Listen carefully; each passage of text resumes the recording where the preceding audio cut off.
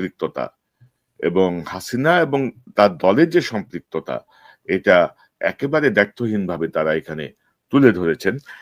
এইজন্য আমরা আবারও বিডিআর কমিশনের মেজর জেনারেল ফজলুর রহমান সহ সকল সদস্যকে ধন্যবাদ জানাই। এটা একটা সাহসী পদক্ষেপ ভাই। অবশ্যই, অবশ্যই। একটা সাহসী মুভ। অবশ্যই যেকোনো দিক। নজরুল ইসলাম যখন বিডিআর এর ডিজি তখন অস্বাভাবিকভাবে বিডিআর সদস্যদের মৃত্যু ঘটেছে, যেটি তিনি প্রতিরোধ করতে পারেননি। ব্যারিস্টার তাপস হত্যার চেষ্টার যে ভুয়া মামলা, সেই মামলায় অফিসারদেরকে ডিজিএফআই এর হাতে তুলে দিয়েছেন এবং অফিসারদের পরিবারকে কোনো তথ্য দেননি, কোনো সহায়তা করেননি।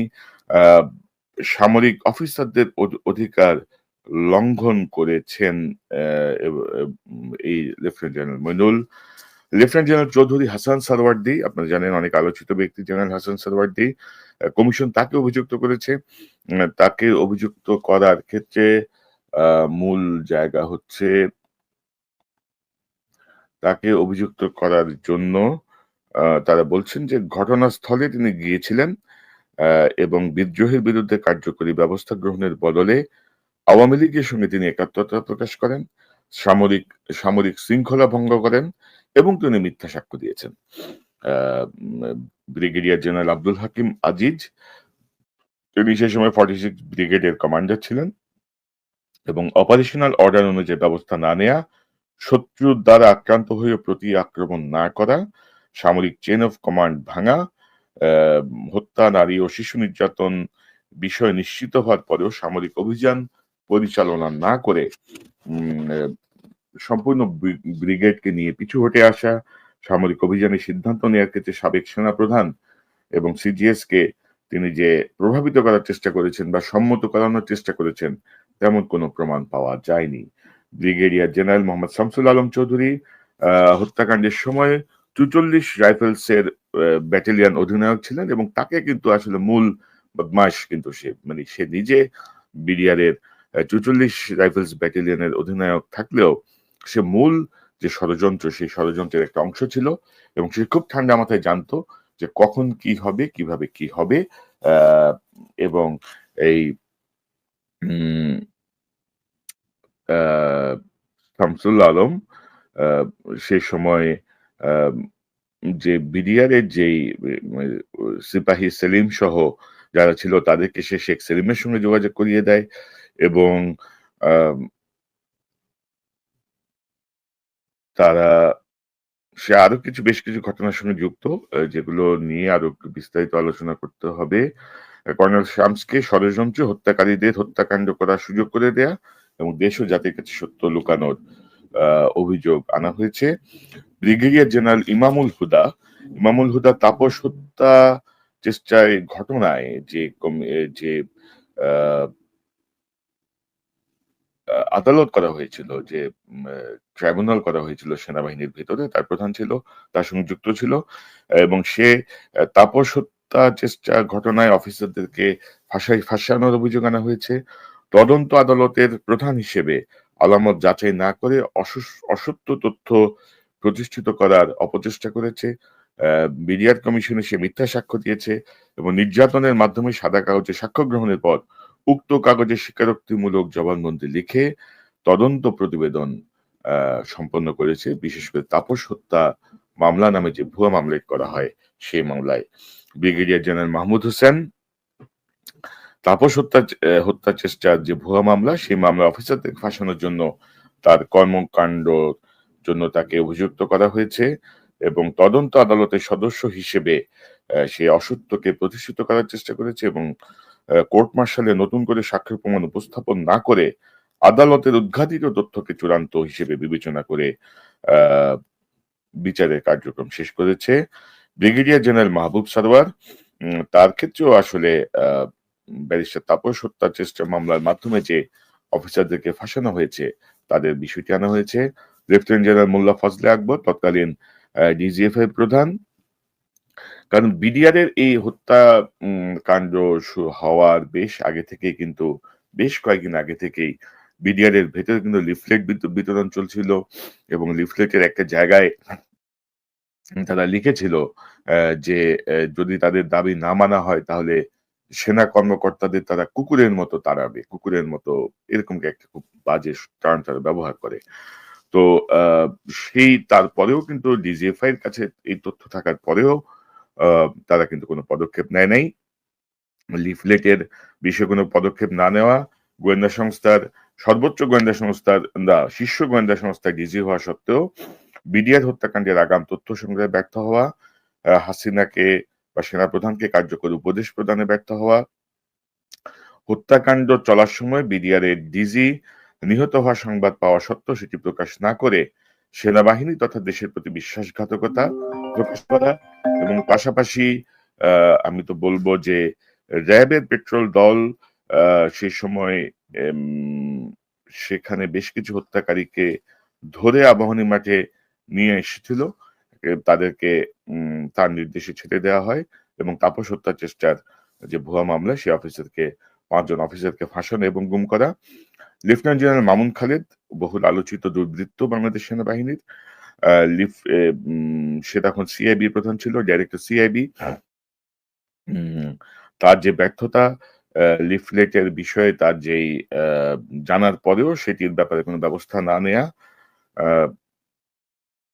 হত্যাকাণ্ডের কোনো আগাম তথ্য সংগ্রহে ব্যর্থ হওয়া, সামরিক অভিযান পরিচালনার সুপারিশ করার জন্য ডিজিএফআই কে কার্যকর উপদেশ প্রদানে ব্যর্থ হওয়া এবং আ ২৫-২৬ ফেব্রুয়ারি পিলখানার যে সেনা কর্মকাণ্ড আ প্রস্তুতি চলছিল সেটি অ্যা সে ক্রমাগত তারেক সিদ্দিকীর নলেজে আনে এবং তাকে জানিয়ে বারবার সে এই সেনা অভিযানে বাধাগ্রস্ত করে এবং তদন্ত কার্যক্রমে সে বাধা সৃষ্টি করেছে।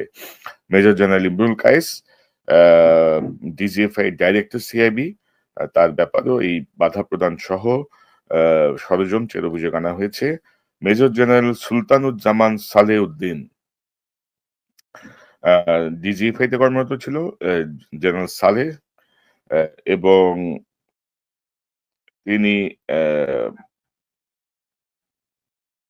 ২৫শে ফেব্রুয়ারি ২০০৯ তারিখ বা বিকালে বা রাতে আ এনটিএমসি তে যান এবং দীর্ঘ সময় নেটওয়ার্ক মনিটরিং করেন। পিলখানায় অবস্থানরত অফিসারদের অবস্থান আ নির্ধারণ করে অর্থাৎ অফিসারদের যাদের কাছে মোবাইল ছিল, যারা বিভিন্ন জায়গায় লুকিয়ে ছিলেন, সেই অফিসারদের মোবাইলের নাম্বার ধরে এনটিএমসির মাধ্যমে তাদের সিগন্যাল শনাক্ত করে হত্যাকারীদের কাছে তিনি পাঠিয়েছেন এই অভিযোগ আনা হয়েছে। আ এবং এবং অফিসারদেরকে এবং তাপস হত্যায় ৫ জন নির্দোষ অফিসারকে সার্ভিং অফিসারকে ফাঁসিয়ে দিতেও তিনি গুরুত্বপূর্ণ ভূমিকা রেখেছেন। চেইন অফ কমান্ড ভঙ্গ করে পিলখানায় যে মোবাইল মনিটরিং এই সহ তার বিরুদ্ধে ৯ টি অভিযোগ আনা হয়েছে। অ্যা এরপরে আমরা যদি যাই ডিজিএফআই এনএসআই আ ডিজিএফআই এনএসআই আ ডিজিএফআই এনএসআই এর এ ফজলে আকবরের কথা বললাম। মামুন খালেদ, ইমরুল কায়েস এবং সুলতানুজ্জামান সালেহউদ্দিন ডিজিএফআই এর এই ৪ জন। এনএসআই এর ২ জন আ মেজর জেনারেল শেখ মনিরুল ইসলাম এবং জেনারেল টিএম জুবায়ের তারা তদন্ত কার্যক্রমকে বাধাগ্রস্ত করেছেন সাবেক এবং ঘটনাকে ভিন্ন খাতে প্রবাহিত করার চেষ্টা করেছেন। এরপরে আমরা যদি যাই র‍্যাব বিডিআর আমি দুঃখিত।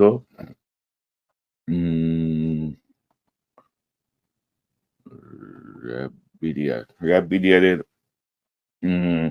তৎকালীন জনাব হাসান মাহমুদ খন্দকার, মেজর জেনারেল রেজানুর খান, হাসান মাহমুদ খন্দকার র‍্যাব ঘটনাস্থলে উপস্থিত হলেও তাকে নিষ্ক্রিয় রাখে এবং হত্যা, গুম, লুণ্ঠন, নারী ও শিশু নির্যাতনে সহায়তা করে।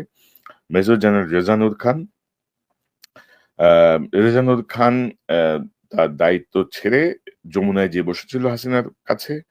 পিলখানার ৩, ৪ ও ৫ নম্বর গেটে র‍্যাব অবস্থান নিলেও সে তাদেরকে গুলি ছুড়তে এবং প্রবেশ করতে বাধা দেয় এবং সে টোটালি তদন্ত কার্যক্রমকে বাধাগ্রস্ত করে।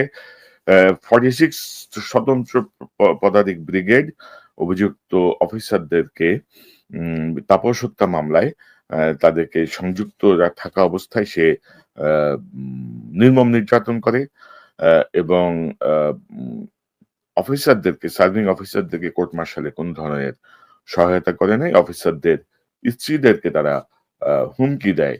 আ হুমকি দিয়ে স্বামীদের উপরে এক ধরনের চাপ সৃষ্টি করে।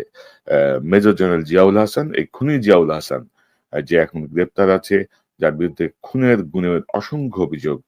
তার বিরুদ্ধে সাক্ষীদের গুম এবং হত্যার অভিযোগ আনা হয়েছে। আপনারা জানেন যে সে সময় বিডিআর-এর যেসব সৈনিক ঘটনা পর্যবেক্ষণ করেছেন, বিভিন্ন বিষয়ে যারা তথ্য পেয়েছেন, তাদের সবাইকেই একদিন পরেই দেখা গেছে যে তারা আর নাই, তারা মারা গেছেন, তাদের স্ট্রোক হয়েছে, তারা এই হয়েছেন, ওই হয়েছেন, এই করে সে প্রকৃত ঘটনা জানা সাক্ষীদেরকে সে গুম করেছে এবং হত্যা করেছে। আ ব্রিগেডিয়ার জেনারেল আজিম আহমেদ সে সময় র‍্যাবের ডিরেক্টর ইন্টেলিজেন্স, আ সেই ইন্টেলিজেন্সের ব্যাপারে অভিযোগ আনা হয়েছে। এ জেনারেল আজিম তদন্তকে ভিন্ন খাতে প্রবাহিত করার চেষ্টা করেছেন। তবে বিডিআর-এর বেশ কয়েকজনকে তারা অভিযুক্ত করেছেন। বিশেষ করে যারা মারা গেছেন হত্যাকাণ্ডে মারা গেছেন জেনারেল শাকিল আহমেদ, কর্নেল মুজিব, আম এ এ এদের ব্যাপারেও তারা অভিযোগ এনেছেন যে তারা বলছেন যে আ অনিয়মকে তারা প্রশ্রয় দিয়েছেন, কমান্ডে শৈথিল্য তারা প্রদর্শন করেছেন এবং সরকারকে গোয়েন্দা তথ্য অবহিত করেনি এবং এর মধ্যে কেউ উম ক্ষমতার অপব্যবহারও করেছেন। আ এই হচ্ছে গিয়ে বিডিআর-এর ব্যাপারে।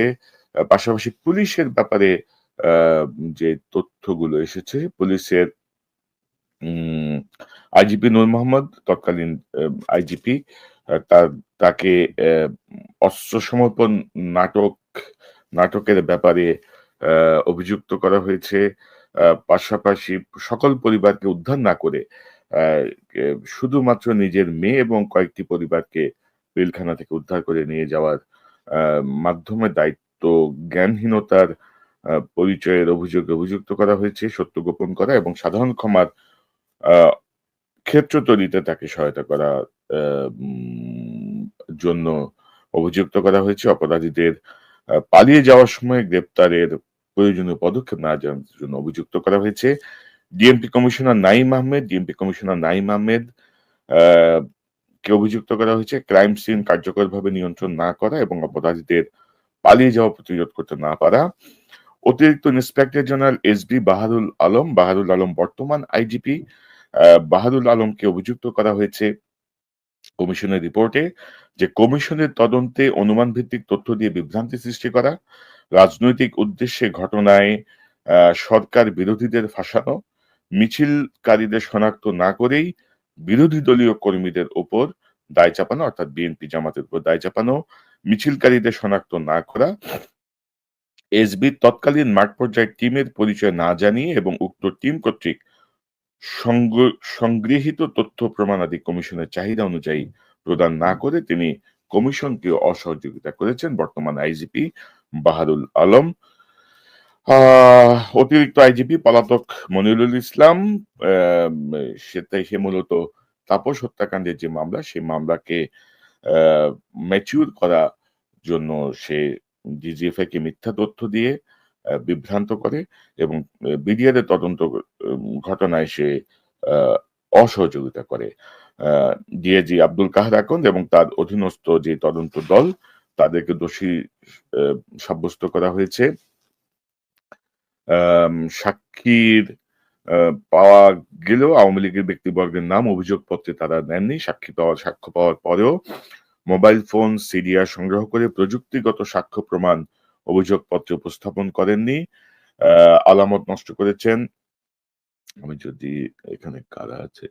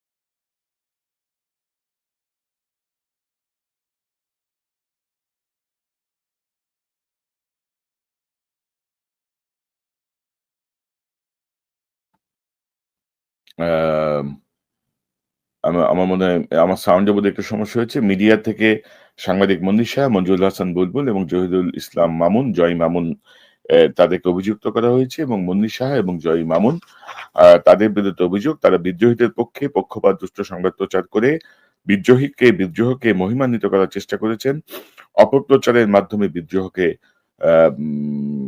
ছড়িয়ে দিতে সহায়তা করেছেন। পাশাপাশি মঞ্জুরুল হাসান বুলবুল নিরপেক্ষতা নিশ্চিত না হয়ে সংবাদের গুরুত্ব না বুঝেই তিনি সেটি প্রচার করে জনগণকে বিভ্রান্ত করেছেন। এবং বিডিআর এর ব্যাপারে যে কমিটি করা হয়েছিল 2009 সালে, দুটি কমিটি, সেই কমিটির কেউ অভিযুক্ত করেছে স্বাধীন কমিশন এবং এই কমিশনে যে বলা হচ্ছে যে এটি একেবারে রিপোর্ট থেকে নেয়া, যে 2009 সালে গঠিত জনাব আনিসুজ্জামানের নেতৃত্বাধীন জাতীয় তদন্ত কমিটি, এই কমিটির তদন্তের বিষয়ে কমিশনের যে মতামত সেটি হচ্ছে ফরমাইশি তদন্ত পরিচালনা এবং সাবেক সচিব আনিসুজ্জামান যে 2009 সালে জাতীয় তদন্ত কমিটির প্রধান ছিল, সে এই কমিশনে সাক্ষী দিতে না এসে তদন্ত কাজে অসহযোগিতা করেছে এবং 2009 সালে গঠিত লেফটেন্যান্ট জেনারেল জাহাঙ্গীর আলম চৌধুরীর নেতৃত্বাধীন সেনা তদন্ত কমিটি তারা তাদের ব্যাপারে এই বর্তমান যে স্বরাষ্ট্র উপদেষ্টা তিনি ফরমাইশি তদন্ত পরিচালনা করেছেন। তদন্তে অনেক তথ্য উঠে এলেও প্রতিবেদনের মতামত বা সুপারিশে সেগুলোর বিষয়ে কিছু উল্লেখ না করে তিনি তথ্য গোপন করেছেন বলেও জেনারেল জাহাঙ্গীরের এই কমিশনকে অভিযুক্ত করা হয়েছে। এবং এটা একটা ইন্টারেস্টিং বিষয়। এবং এবং দর্শক, আমি যদি আপনাদেরকে বলি যে এখানে আমাদের কাছে যে তথ্যগুলো আছে মোটামুটি 50 জনেরও বেশি কে অভিযুক্ত করেছে এই তদন্ত কমিশন, যে স্বাধীন তদন্ত কমিশন। এবং এই স্বাধীন তদন্ত কমিশনের রিপোর্টে এখানে তারা বলছেন যে শাস্তির জায়গাটা তারা বলছেন যে কমিশনের মতামতের 110 থেকে 118 পর্যন্ত স্তবকে বর্ণিত কৃত অপরাধ সমূহের জন্য পরবর্তী স্তবক সমূহের বর্ণিত ব্যক্তিবর্গকে দেশের প্রচলিত আইনের আওতায় এনে যথাযথ শাস্তির ব্যবস্থা করতে সুপারিশ করা হলো। এবং আপনারা যদি দেখেন এই যে কমিটির যেই ধারাটি আছে এটি 115 নাম্বার, 110 থেকে 118 পর্যন্ত 8টি ক্যাটাগরিতে তারা অভিযুক্তদের ব্যাপারে বিবরণ দিয়েছেন এবং জেনারেল জাহাঙ্গীরের এই এই যে বিষয়টি এটি 115 নম্বরে আছে, অর্থাৎ জেনারেল জাহাঙ্গীরের শাস্তির ব্যাপারেও তারা সরকারের কাছে সুপারিশ করেছেন তথ্য গোপন এবং ফরমাইশি তদন্ত পরিচালনা বিডিআর এর হত্যাকাণ্ডের মতো এরকম একটা গুরুত্বপূর্ণ বিষয়। তো দর্শক, আমি আশা করছি আমার সঙ্গে মেজর সুমন যোগ দেবেন এখনই। আমরা তার কাছ থেকে একটু বিশ্লেষণটা জানবো যে কেমন হলো এই রিপোর্ট। এবং একটি গুরুত্বপূর্ণ বিষয় বলতে চাই, বর্তমান সেনাপ্রধান জেনারেল ওয়াকার তদন্ত কমিশনে যে তার মতামত দিয়েছেন, কারণ সে সময় তিনি 46 ব্রিগেডের মেজর হিসেবে একটি গুরুত্বপূর্ণ দায়িত্বে ছিলেন। তাকে দেওয়া হয়েছিল তিনি চাইলে অনলাইনেও বক্তব্য দিতে পারেন, তিনি চাইলে লিখিত বক্তব্য পাঠাতে পারেন, কিন্তু তিনি নিজে উপস্থিত হয়ে কমিশনে সাক্ষ্য দিয়েছেন। মেজর সুমন, আপনাকে স্বাগত জানাচ্ছি। আপনি এই যে রিপোর্ট বা অভিযুক্ত যাদেরকে করা হয়েছে সব মিলিয়ে আপনার বিশ্লেষণটা কি, আপনার পর্যবেক্ষণটা কি আমাকে যদি বলেন। আসসালামু আলাইকুম। ওয়ালাইকুম আসসালাম ভাই। আলহামদুলিল্লাহ। আমাদের মনে কিন্তু একটা শঙ্কা ছিল যে অনেক প্রতিকূলতা, তার মধ্যে এই কমিশন কতটুকু কাজ করতে পারবে। আপনারা জানেন কি ধরনের full stop, non stop, comma, no ifs and but এই সমস্ত ছিল। এর বাদেও আরেকটা জিনিস ছিল যেটা আমরা সবসময় জানি বা বুঝি, স্বীকার করতে চাই না হয়তো, সেটা হচ্ছে আমাদের যেই শত্রু, সব থেকে বড় শত্রু ভারত, সে কি চায়, তার মেইন চাওয়াটা হচ্ছে, তার কাছে হচ্ছে বাংলাদেশে তিনটা জিনিস আছে, যে তিনটা জিনিসকে সে ভয় পায়। একটা হচ্ছে আমাদের দেশপ্রেমিক সেনাবাহিনী, 2 নাম্বার হচ্ছে আমাদের বাংলাদেশের জাতীয়তাবাদী শক্তি এবং জনগণ, 3 নাম্বার হচ্ছে আমাদের যে ইসলামিক মূল্যবোধ। এই তিনটা জিনিসকে তারা কখনো এক হইতে দেয় না এবং এখনো আজকে 2025 সালেও আপনারা বিপ্লব পরবর্তী সময় আপনারা দেখছেন যে এই তিনটা জিনিসকে তারা কখনো এক হইতে দিতেছে না। তো সেই প্রেক্ষিতে আমাদের কাছে একটা শঙ্কা ছিল যে ডিপ্লোম্যাটিক বা অন্যান্য জিনিস চিন্তা করে কি কেউ ভয় পাবে এই কমিশনে ভারতের নাম আনতে, বা রাজনৈতিক সংশ্লিষ্টতা, যেটা আমরা শুনছিলাম কমিশনের শুরুতেই যে না, এখানে শুধুমাত্র বিডিআরের সৈনিকরা এই হত্যাকাণ্ডের সাথে জড়িত ছিল, তার সাথে কোনো সামরিক অথবা রাজনৈতিক অথবা বিদেশি শক্তি যুক্ত ছিল না, ফুল স্টপ। আমরা এখন দেখছি এখানে কোনো ফুল স্টপ নাই। এই কমিশন অত্যন্ত সাহসের সাথে, অত্যন্ত পরিশ্রম করে এই জায়গাগুলাতে তারা তথ্য উঠে আনছেন, এবং একটা জায়গায় আমি আপনাকেও ধন্যবাদ দিতে চাই এবং যারা এই জিনিসটা নিয়ে বিভিন্ন সময় আলোচনা করেছেন। দেখেন, শত প্রতিকূলতার মাঝে লোকে বলছে অনেক সময় ভুয়া গুজব ছড়াচ্ছেন, খামাখা লোকজনের নামে বা ভারতের নামে কথা বলতেছেন। আমাকে ভাই লোকে বলতো আর নতুন কোন গুজব নিয়ে আসতেছো। তো দেখেন ভাই, আমরা আপনার অনুষ্ঠানে বিভিন্ন অতিথিরা আমরা যে আলোচনাগুলো করেছিলাম, আজকে যে রিপোর্টটা এবং গতকালকে তাদের যে ব্রিফিং হয়েছে, সেখানে কিন্তু অলমোস্ট আমি বলবো 99% একই জিনিস উঠে আসছে আলহামদুলিল্লাহ। এবং তারা সাহসের সাথে সেখানে ভারতের নামটা, ভারতের যে রাজনৈতিক কি কারণে তারা সেটা করছিল সেই জিনিসটা উঠে আসে। পদুয়ার উমারির কথা সেটা বাদেও ভারত কখনোই বাংলাদেশে আওয়ামী লীগ বা হিন্দুত্ববাদ ছাড়া আর কিছুকে উঠতে দেবে না। আমাদের জাতীয়তাবাদী এবং ইসলামিক শক্তিগুলোকে এক হইতে দেবে না। আমাদের সেনাবাহিনীকে দেশের জনগণের কাছাকাছি থাকতে দিবে না, শক্তিশালী থাকতে দিবে না। সেই কারণে তারা এটা করছে। এবং আমরা যদি এখনো, এটা আমি শেষের কথাটা প্রথমে বলিনি, এখনো যদি এই জায়গাটাতে এক না হইতে পারি, আমাদের শক্তিশালী সেনাবাহিনী, শক্তিশালী গোয়েন্দা সংস্থা, জাতীয়তাবাদী এবং ইসলামী শক্তির ঐক্য, এটা না পারি, বিডিআর 2.0 ঘটানোর জন্য কিন্তু ভারত বসে আছে। বাট এই যে একটা রিপোর্ট পাবলিশ হলো, সেটার ফার রিচিং ইম্প্যাক্ট আমি বলি, রাজনৈতিক ভাবে আমরা একটা রক্ষা কবচ তৈরি করলাম। যে কোনো রাজনৈতিক দল, আওয়ামী লীগ তো কবরে চলেই গেছে, বাকি যারা আছে ভবিষ্যতে কখনো এই ধরনের দেশকে নিয়ে, দেশের বাহিনীকে নিয়ে তাদের ছিনিমিনি খেলবার কোনো চেষ্টা করবে না। 2 নম্বর, যারা গাদ্দার আছে, রাজনৈতিক নেতৃত্বের সুবিধা পাওয়ার জন্য তাদের চাকরির ক্ষেত্রে একটা অ্যাডভান্টেজ পাওয়ার জন্য যে গাদ্দারি করা, সেই গাদ্দারি করার জায়গা আসবে না। 3 নাম্বার, আমরা একটা এই জায়গা থেকে একটা সুস্পষ্ট জায়গা আসতে পারি, হোয়াট ইজ কমান্ড।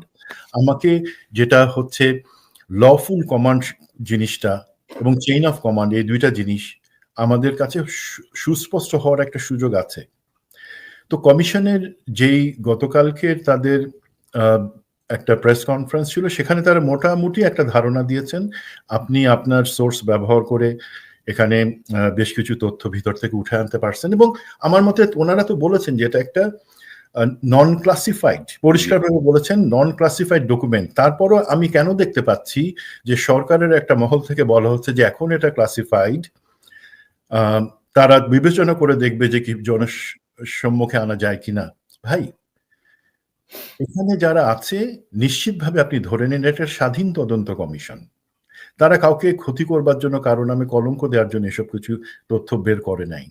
তারা যে কষ্টটুকু করেছেন, তারা যে জিনিসটা বের করে এনেছেন, সেটা জানবার অধিকার শুধু আপনার আমার না, বাংলাদেশের প্রতিটা জনগণের আছে, বিশ্বের প্রতিটা দেশের প্রতিটা জনগণের আছে, কিভাবে ন্যাক্কারজনকভাবে এটা হয়েছিল।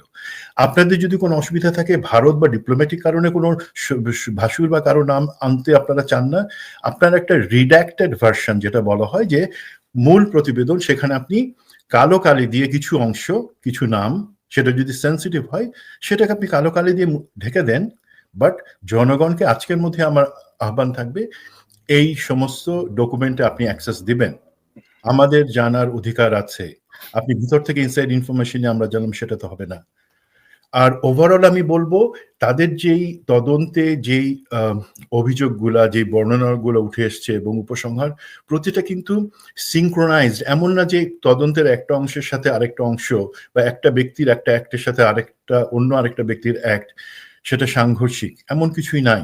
সুতরাং দেখ, এবং সুমন ভাই ধরেন জেনারেল ফজলুর রহমান আসলে আমরা তার ব্যাপারে প্রথম থেকে ভূমিকা ছিলাম যে তাকে যেন দায়িত্ব দেওয়া হয় এবং এটা যেন কমিটি না হয়ে কমিশন হয়। এগুলো নিয়ে অনেক নাটক আপনি তো দেখেছেন, আমরা এগুলো নিয়ে আলোচনা করেছি এবং ফাইনালি কিন্তু ফজলুর রহমান সাহেব ধরেন যে রিপোর্ট দিয়েছেন সেখানে দেখা যাচ্ছে বর্তমান যে আইজিপি তিনিও এটাতে অভিযুক্ত, তাকে অভিযুক্তদের তালিকায় রাখা হয়েছে। পাশাপাশি উম স্বরাষ্ট্র উপদেষ্টাকেও অভিযুক্তের তালিকায় রাখা হয়েছে। তো এটা আমার মনে হয় যেটা ফজলুর রহমান সাহেব দায়িত্বে ছিলেন বলেই এটা সম্ভব হয়েছে। তাকে আমাদের শ্রদ্ধা এবং অভিনন্দন। পাশাপাশি আমি বলছিলাম, আপনি শুনেছেন কিনা আমি জানি না, যে জেনারেল ওয়াকার তিনি ফুল স্টপ ইফ বাট যাই বলেন, তিনি কিন্তু কমিশনে এসে সাক্ষ্য দিয়ে গেছেন। তার যে সাক্ষ্য, এবং আ তাকে অপশন দেওয়া হয়েছিল। তিনি চাইলে অনলাইনেও আসতে পারতেন, অনলাইনেও অ্যাটেন্ড করতে পারতেন, বা লিখিতভাবেও তিনি জমা দিতে পারতেন। তিনি কমিশনে এসে জমা দিয়েছেন। জেনারেল জাহাঙ্গীর লিখিত বক্তব্য পাঠিয়েছেন, যেটি আমরা জানতে পেরেছি।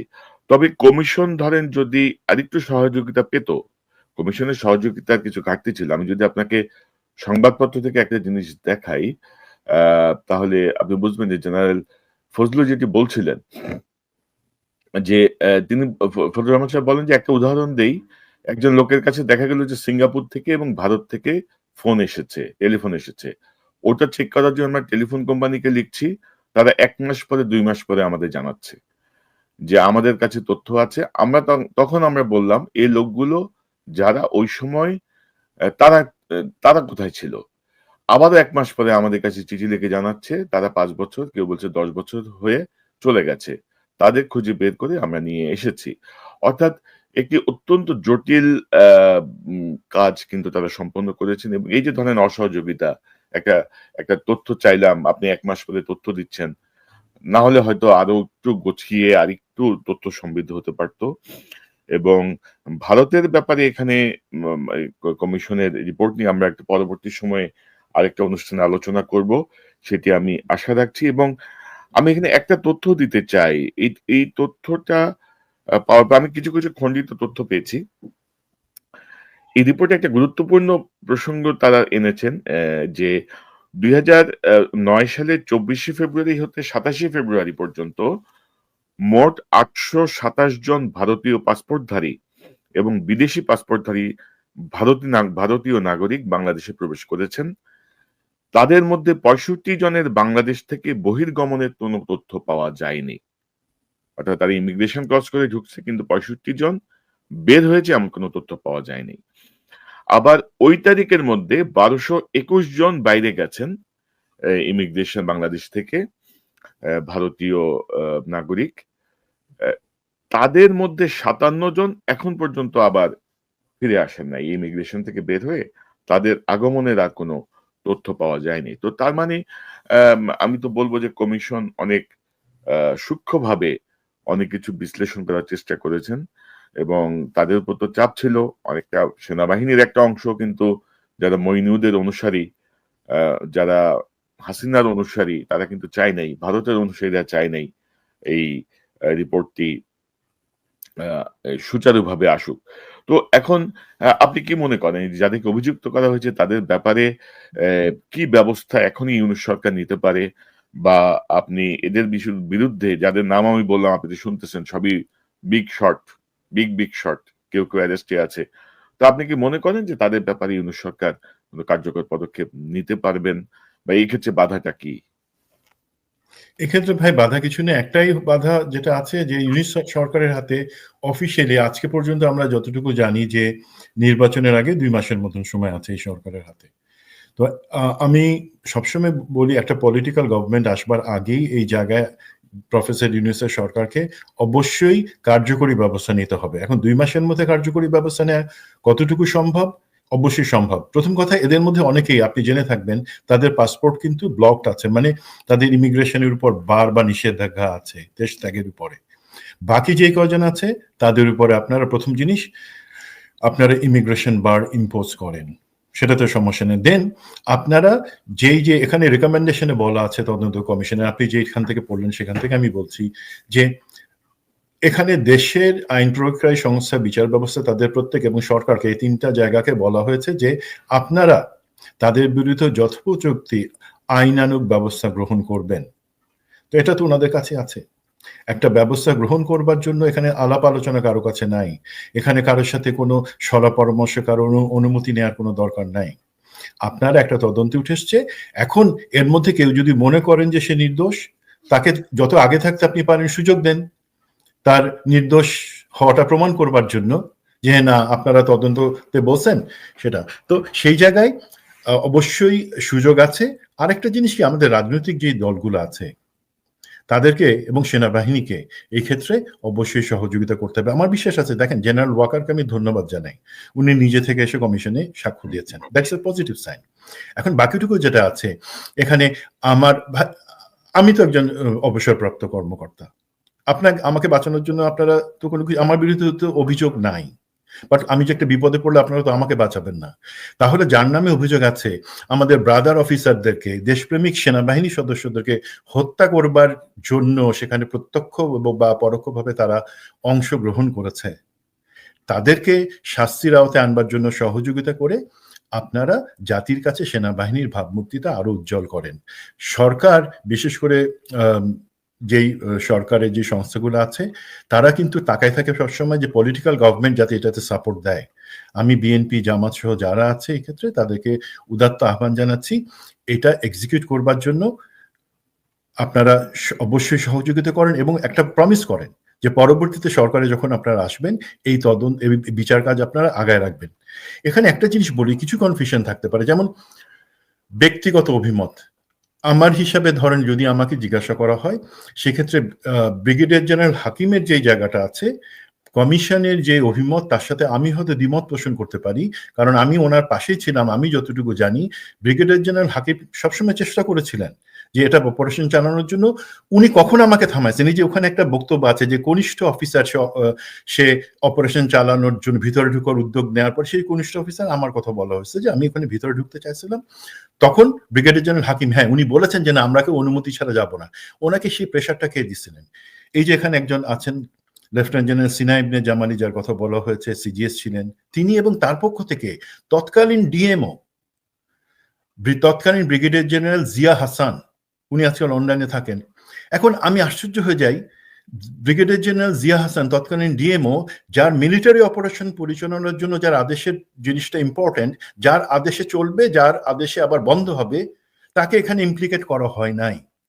অথচ আমি জানি ওনার কাছে আমরা বারবার বলছিলাম যে আপনি ডিএমও, আপনি আমাদেরকে বলেন, আপনি আমাদেরকে আটকান না, বাট ওনারাই সিজিএস এর দোহাই দিয়ে, জেনারেল মঈন এবং সরকারের দোহাই দিয়ে আমাদেরকে আটকাই দিচ্ছিলেন। ব্রিগেডিয়ার জেনারেল হাকিম যদি কাউকে আটকান বা আমাকে আটকান, সেক্ষেত্রে আটকাইছিলেন কিন্তু তারা যেহেতু বলে দিচ্ছিল যে না ভিতরে যাওয়া যাবে না, তাহলে কোর্ট মার্শাল হবে, সেই কারণে।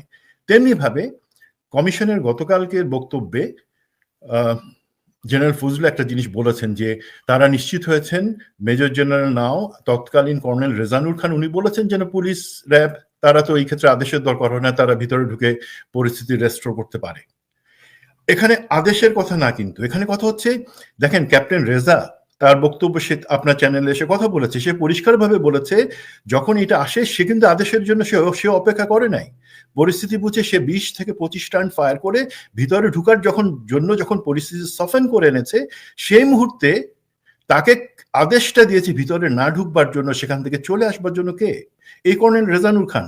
যদি আপনি আদেশের জন্য, তো সে অপেক্ষা করে নাই, ক্যাপ্টেন রেজা সে তার কাজ করেছে, বাট তাকে যখন উপরস্থ কমান্ডার এবং তাকে সেখান থেকে কিন্তু স্ট্যান্ড রিলিজ করা হয় ক্যাপ্টেন রেজাকে।